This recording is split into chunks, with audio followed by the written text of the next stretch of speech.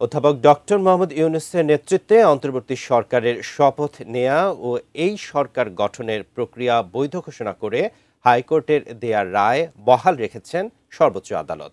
বৃহস্পতিবার সকালে প্রধান বিচারপতি ডক্টর সৈয়দ রেফাত আহমেদের নেতৃত্বে ৭ বিচারপতি পূর্ণাঙ্গ আপিল বেঞ্চ এই আদেশ দেন। অন্তর্বর্তী সরকার গঠন ও শপথ বিষয়ে সংবিধানের ১০৬ অনুচ্ছেদ অনুযায়ী আপিল বিভাগের কাছে রাষ্ট্রপতির পাঠানো রেফারেন্স ও মতামত প্রক্রিয়া নিয়ে করা রিট গত ১৩ জানুয়ারি সরাসরি খারিজ করে দিয়েছিলেন হাইকোর্ট বেঞ্চ। ওই আদেশের বিরুদ্ধে রিটকারী সুপ্রিম কোর্টের জ্যেষ্ঠ আইনজীবী মোহাম্মদ মহসিন রশিদ আপিলের অনুমতি চেয়ে সর্বোচ্চ আদালতে আবেদন করেন। ওই আবেদনের উপর কয়েকদিন সব পক্ষের শুনানি শেষে বৃহস্পতিবার তা খারিজ করে আদেশ দিলেন দেশের সর্বোচ্চ আদালত। এর ফলে বর্তমান অন্তর্বর্তী সরকারের বৈধতা নিয়ে আর কোনো প্রশ্ন তোলার সুযোগ থাকল না। কনস্টিটিউয়েন্ট পাওয়ার বলে গঠিত রাষ্ট্রপতি সুপ্রিম কোর্টের আপিল বিভাগের ১০৬ না নিলেও কোনো অসুবিধা নেই।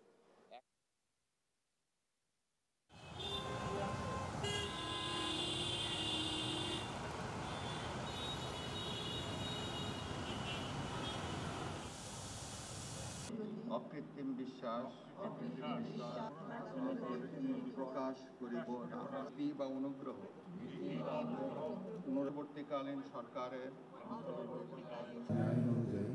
অন্তর্বর্তীকালীন সরকারের হয়েছে, স্বাক্ষর করা হয়েছে। এটি আবার গণভোটে যার সরকার এর কনস্টিটিউয়েন্ট পাওয়ার বলে গঠিত রাষ্ট্রপতি সুপ্রিম কোর্টের আপিল বিভাগের ১০৬ না নিলেও কোনো অসুবিধা নেই। যেমনটা বলছিলাম যে অন্তর্বর্তী সরকারের শপথ নেয়া এই সরকারের গঠন প্রক্রিয়া বৈধ ঘোষণা করে হাইকোর্টের দেয়ার রায় সর্বোচ্চ আদালতে বহাল রাখা হয়েছে এবং এই বিষয়ে বিস্তারিত জানাতে আমাদের সঙ্গে যুক্ত আছেন সহকর্মী সাব্বির আহমেদ। সাব্বির, নিশ্চয়ই আমাকে শুনতে পাচ্ছেন। সাব্বির, এ ব্যাপারে বিস্তারিত আমাদেরকে কি জানাবেন?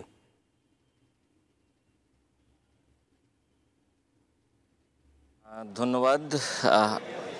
বর্তমান যে অন্তর্বর্তীকালীন সরকার, এই অন্তর্বর্তীকালীন সরকার আসলে বৈধ নাকি অবৈধ এ নিয়ে হাইকোর্টে একটি রিট করা হয়েছিল এবং সেই রিটের শুনানি শেষে সুপ্রিম কোর্ট একটি রায় দিয়েছিল এবং সেই রায়কেই বহাল রেখে আজকে আপিল বিভাগ একটি রায় ঘোষণা করেছেন এবং যে রায়ে বলা হয়েছে যে অন্তর্বর্তীকালীন সরকারের যে শপথ গ্রহণ সেই শপথ গ্রহণ বৈধ ছিল, অর্থাৎ অন্তর্বর্তীকালীন সরকার যেই সিদ্ধান্তগুলো নিচ্ছে সেই সিদ্ধান্তগুলো বৈধ বলে দেশের সর্বোচ্চ যে আদালত সেই আদালত রায় দিয়েছেন। এবং এই রায়ে পাশাপাশি যারা আইনজীবী হিসেবে এই রায়ে অংশ নিয়েছেন, যারা শুনানিতে অংশ নিয়েছিলেন, সেই আইনজীবীরা যেটি বলেছেন যে জনগণের রায় আসলে বৈধ রায়, এই রায়কে অবৈধ ঘোষণা করার কোনো সুযোগ আসলে নেই।